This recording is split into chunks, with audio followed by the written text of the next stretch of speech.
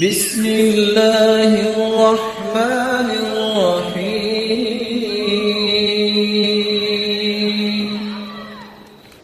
رسول اکرم صلی اللہ علیہ وسلم کا فرمان ہے، ما من عبد یبیت علی ذکر طاہرا الا بات معه في شعاره ملك لا ينقلب ساعة من الليل الا قال اللهم اغفر لعبدك فانه بات طاہرا۔ جو بندہ باوضو ہو کے سوتا ہے، باوضو ہو کے سویا، ذکر و اذکار کر کے سویا، ایک وہ شخص ہے جس نے یہ دونوں کام نہیں کیے۔ فرق کیا ہے؟ یہاں آج کل گیٹ کیپر یا گن مین رکھتے ہیں، کیا اس کو تنخواہ دے رہے ہیں لاہور میں؟ کیا جی؟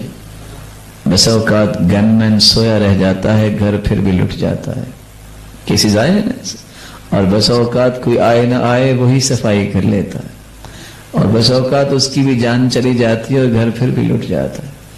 لیکن وضو کر کے سونے والے کے بارے میں حدیث کیا کہہ رہی ہے؟ گن مین جتنا بھی نیک اچھا ہو، آپ اس کو بیڈ روم میں آنے کی اجازت نہیں دیں گے۔ کہ دیں گے؟ جو باوضو ہو کے سوتا ہے، اللہ رب العزت ایک نورانی فرشتہ آسمان سے بھیجتے ہیں جو ساری رات اس کے بستر پہ گزارتا ہے۔ کیا کرنے آتا ہے فرشتہ؟ دو کام، نگرانی اور اس کے دعا۔